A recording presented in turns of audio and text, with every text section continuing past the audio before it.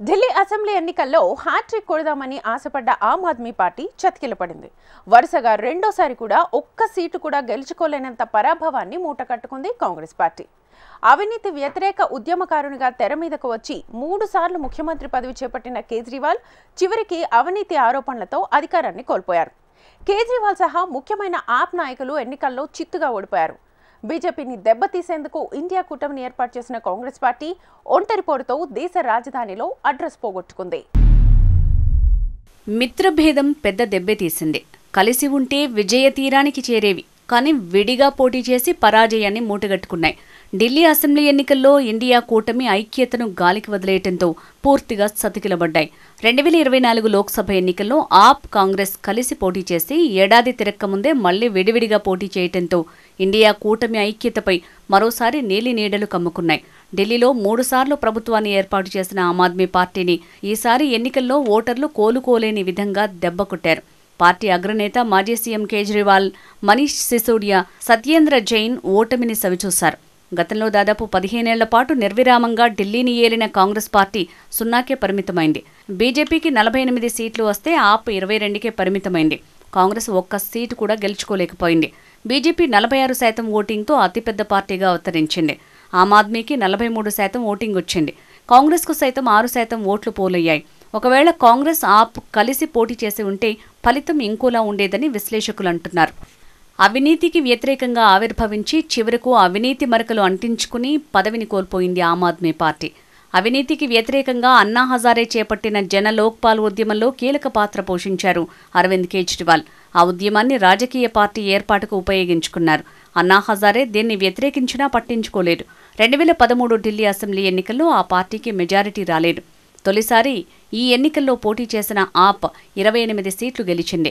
కాంగ్రెస్కు వ్యతిరేకంగా ఏర్పడిన ఆప్ అదే పార్టీ అందించిన మద్దతుతో మొదటిసారి అధికారంలోకి వచ్చింది. అరవింద్ కేజ్రీవాల్ అలా తొలిసారి ఢిల్లీ ముఖ్యమంత్రి అయ్యారు. కానీ ఈ ప్రభుత్వం ఎక్కువ కాలం కొనసాగలేకపోయింది. ఆ తర్వాత 2015లో తిరిగి ఎన్నికలు జరిగాయి. నాడు ఆమ్ ఆద్మీ పార్టీ మొత్తం 70 సీట్లలో 67 స్థానాలను గెలుచుకుంది. తర్వాత 2020లో జరిగిన ఎన్నికల్లో 62 సీట్లు గెలుచుకున్నారు. అలా 3 సార్లు ముఖ్యమంత్రి పదవిని చేపట్టారు కేజ్రీవాల్. దేశంలోని ఇతర ప్రాంతాల ఓటర్లకు, ఢిల్లీ ఓటర్లకు చాలా తేడా ఉంటుంది. ఎక్కువ మధ్యతరగతి ప్రజలు, ఉద్యోగులు ఉండే ఢిల్లీ ఆమ్ ఆద్మీ పార్టీకి మద్దతు ఇస్తూ వచ్చింది. కేజ్రీవాల్ ఆమ్ ఆద్మీ పార్టీని ఢిల్లీకి కోటగా మార్చారు. కానీ 3వ సీఎంగా ఉన్న పదవీ కాలంలో ఆ పార్టీ ప్రభుత్వం అవినీతి ఆరోపణలతో కూరుకుపోయింది. మంత్రులతో పాటుగా సీఎంగా ఉన్న కేజ్రీవాల్ మద్యం కుంభకోణంలో జైలుకు వెళ్లాల్సి వచ్చింది.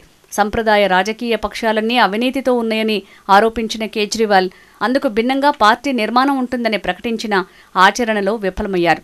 సీఎం అధికార నివాసానికి దాదాపు 33 కోట్ల రూపాయల ప్రజాధనంతో మరమ్మతులు చేపట్టినట్టు కాగ్ నివేదిక పేర్కొనటం బీజేపీకి ఆయుధమైంది. విపక్షాలు ఇదే అంశాన్ని భారీ ఎత్తున ప్రచారం చేశాయి. ఢిల్లీ ఓటర్లలో ఎక్కువ మంది విద్యాధికులు కావడంతో ఈ అంశాన్ని గుర్తించారు. కేజ్రీవాల్కు వ్యతిరేకంగా ఓటు వేశారు. మద్యం విధానం కారణంగా కేజ్రీవాల్ ప్రతిష్ట దెబ్బతిందని ప్రముఖ అన్నా హజారే అన్నారు. మద్యం దుకాణాలను ప్రోత్సహించి ప్రజల అవసరాల్ని గుర్తించడంలో ఆప్ అధినేత విఫలమయ్యారని విమర్శించారు.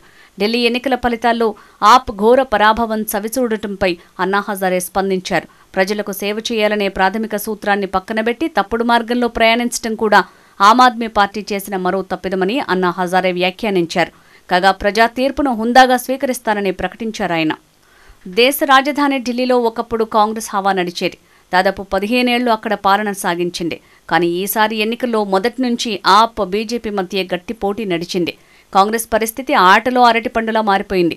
మొత్తం 70 స్థానాల్లో బరిలోకి దిగిన కాంగ్రెస్ ఒక్కచోట కూడా ప్రభావం చూపించలేకపోయింది. ఇక 2015, 2020 ఎన్నికల్లో కూడా ఒక్క స్థానంలో విజయం సాధించలేదు. 0 స్థానాలకే పరిమితమైంది. ఢిల్లీలో అధికారమే లక్ష్యంగా కాంగ్రెస్ అగ్రనేతలు ప్రచారం నిర్వహించారు.